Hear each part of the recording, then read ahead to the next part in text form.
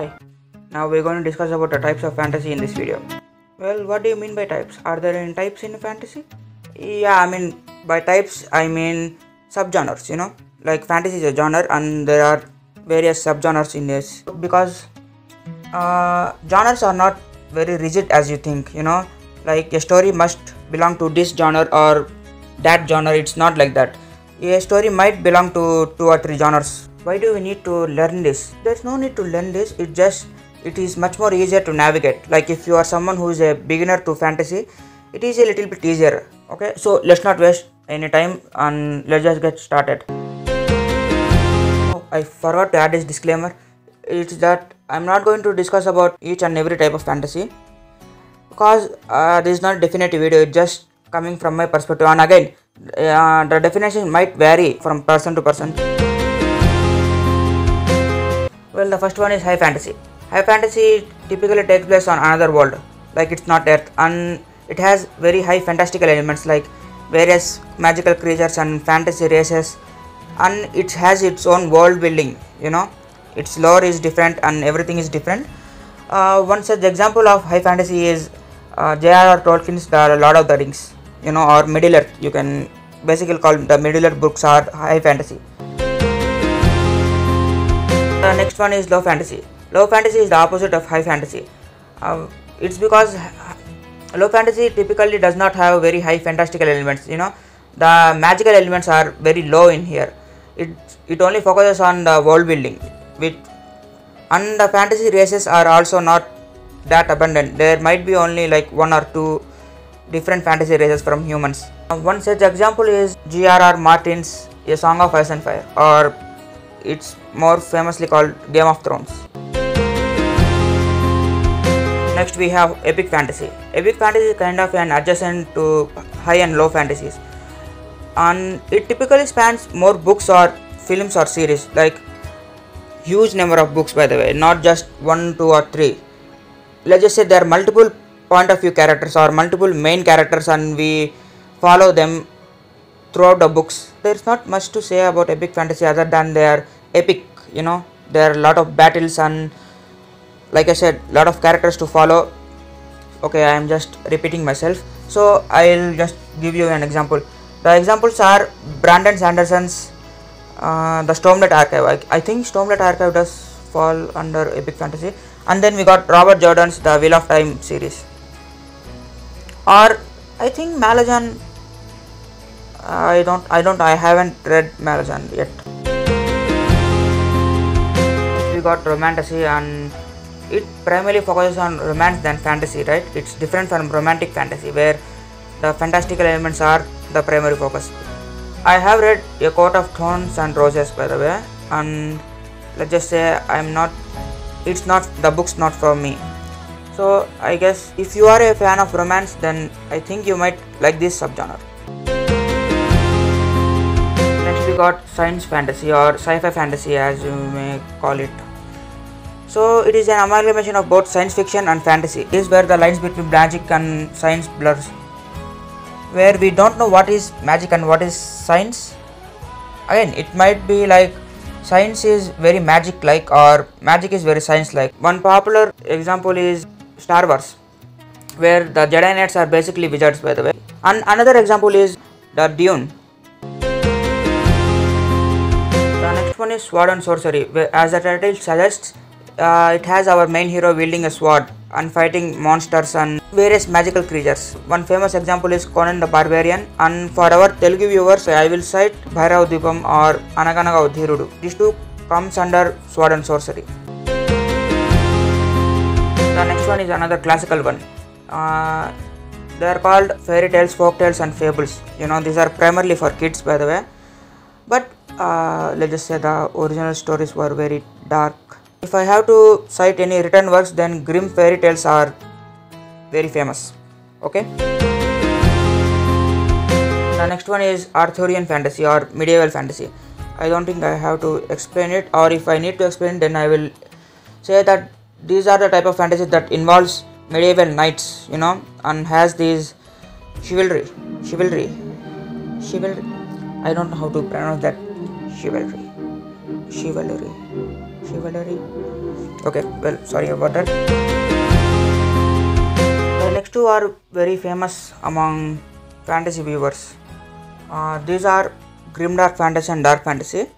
I do think that grimdark has taken over dark fantasy, but I will just put them side by side. Grimdark fantasy is a type of fantasy that involves amoral characters, and they are very dark. By the way, they are very hopeless. Popular examples are Warhammer 40k.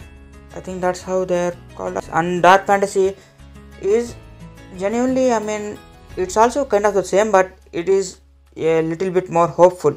At least that's what I think about it. Again, we got A Song of Ice and Fire and my favorite, Berserk by Kentaro Miura. These two are very popular among viewers because they are dark and they are typically different from other fantasy works.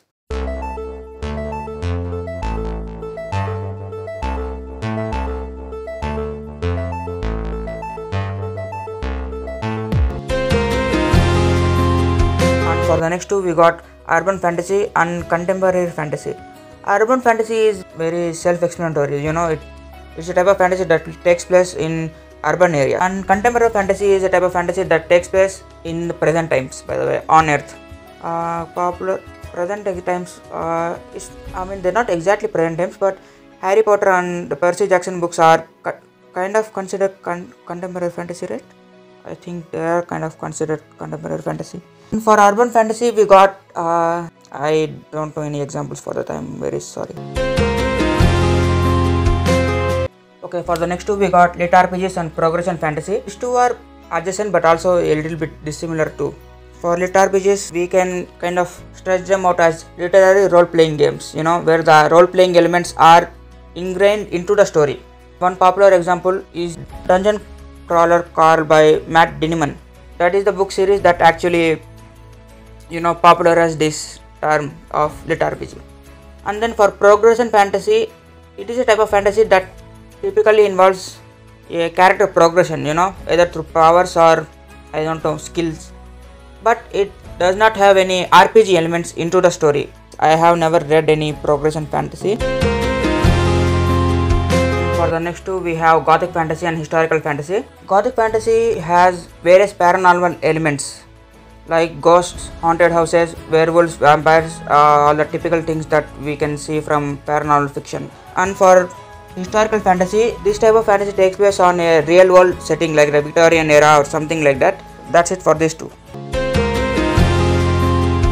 The next one is magical realism, where the magical elements are so low that it's even lower than low fantasy. Yeah, it's something like that, where the fantastical elements might not be true or it might be true. I think I have one example, which is Guillermo del Toro's Pan's Labyrinth. I think it can count as magical realism. Then we also got fantasy mystery. It is a type of fantasy that has many mysterious elements. It's kind of like detective noir but in a fantasy setting. The famous example might be the Dresden Files by Jim Butcher. And I think Harry Potter might count as a fantasy mystery. I think it might count as fantasy mystery. Now comes the categories of fantasy that I have not heard or seen much of. One is gas lamp, the second one is steampunk, and the third one is flintlock. Flintlock means gunpowder, right?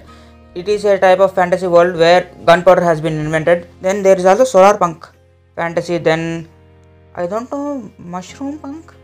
I don't know what mushroom punk is. I don't know what it's actually called. And yeah, these are the type of fantasy that I do not know much about. And this is the last category of this video. Okay, stop right there. I actually forgot something. There are actually two more types of fantasies there. Portal fantasy is a type of fantasy where you are transported from one world to another world. Like for example, in The Lion, the Witch and the Wardrobe, the Pevensies are transported to Narnia from Earth through the closet. Like this, there are so many classical children fantasy books that are portal fantasies essentially. Now for our examples, the Chronicles of Narnia series is one primary one. Then there is the Wonderful Wizard of Oz and Alice in Wonderland books.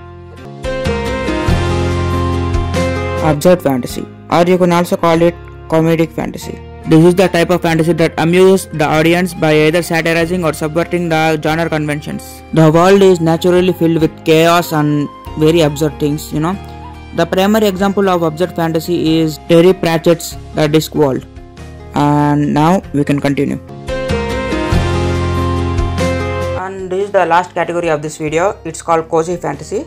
Cozy fantasy is the opposite of grimdark and dark fantasy. It has low stakes generally, like there's no world ending elements or anything like that. It is very mundane, and again it is generally touted as a very warm and fuzzy type of fantasy genre. Primary example of this type of fantasy is Legends and Lattes by Travis Baldree. I think that is the book that actually popularized the term cozy fantasy. And another example I have to say is ORBIS. You might have not heard about ORBIS because I am the one who created it and it's not very popular. Again, I am very sorry for the shameless plug. ORBIS is a fantasy short film series in Telugu, by the way. It's not available in English. The reason I have put my fantasy series into the cozy fantasy category because it has very low stakes and it's about interpersonal relationship between characters, and it is very mundane. There are not any epic scenes or anything like that. It is very calm and very warm and fuzzy. Again, if you are at least a little bit interested in my fantasy series, I think the biggest barrier would be the language. It's in Telugu. I have provided English subtitles, but they might have become old. I should update subtitles. But yeah, the language barrier is the biggest problem here. And the second biggest problem is they are not professional looking. They are like, and let's just say they are very bad looking because I am a homemade filmmaker. I don't really have any big resources to make a big fantasy series or anything like that. I have been creating this world for like 7 years, I think. 7 years. Since 2018. If you are a little bit interested in my series, then you can watch this video. It's called The Strange History of ORBIS.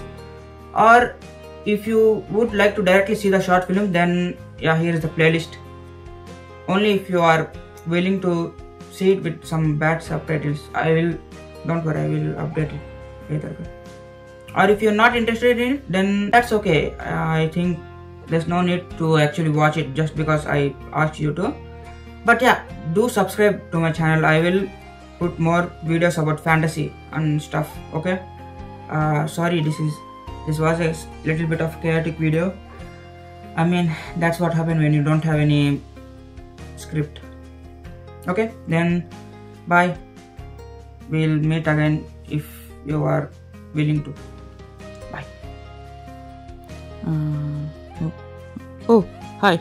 I am really glad that you have made it this far. If you are really interested in my channel, then check out my stuff. We have short films, 2 feature films, and a web series that is currently on hold. And I am already writing a new ORBIS movie. So please subscribe and thank you.